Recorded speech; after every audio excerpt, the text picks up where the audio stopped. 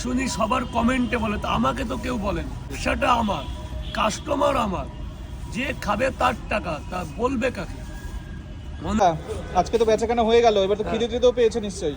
হ্যাঁ, তা খাচ্ছ? আমার পরোটা আমি ডেলি খাই, এটা লোকানোর কিছু নেই। লোকানোর কিছু, নিজের জিনিস যদি নিজেই না খেতে পারি তাহলে লোকে কি খাবে? পরোটা খাই কেন? বাচ্চা পরোটা নাও। পরোটা খাও। আমার ছোট থেকে আমি খাই, নিজে খাচ্ছে। এই 5 মিনিট নাও একটু, এই কে কে খাবে এখানে শেয়ার করতে পারো, কোনো ব্যাপার না। লজ্জা কেমন লাগছে বলো? রাজুদা, তোমার পরোটা খেয়ে তুমি রিভিউ দাও।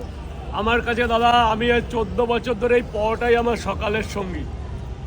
হয়তো অনেক সময় কার্যক্ষেত্রে আগে খাই, কোনো সময় পরে খাই। প্রতিদিনই খাও তাহলে? প্রতিদিন এই দুটো পরোটা একটা ডিম আমার বাঁধা, অনেক সময় ট্রেনের মধ্যে বসে খাই। কেমন লাগে? আমার কাছে ভালো লাগে।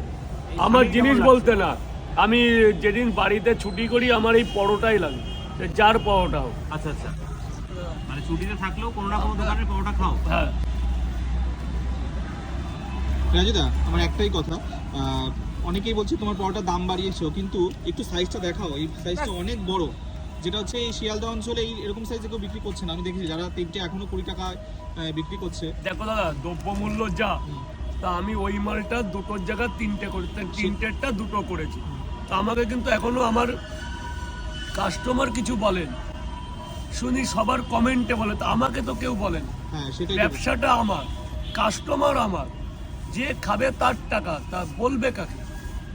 অনেকেই বলেছে, তো তোমাকে বলেছে, আমি কথা বলছি, আমাকে তো কেউ কিছু বলছে না। আমার তো না, আমার প্রশ্ন হচ্ছে সেই সাইজটা যে তোমার বড় হয়েছে সেটাও তো দেখতে হবে। অনেক দাম বড়। বাড়লেও অনেক বড় হয়েছে, যেটা আমরা দুটো খেলে এখন মানে 3টে খাওয়ার মতো হচ্ছে।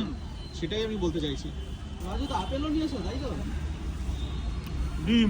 আচ্ছা, তোমার ভাইকে জিজ্ঞাসা করবো, এই যে সাবির দা রয়েছে আমাদের, কেমন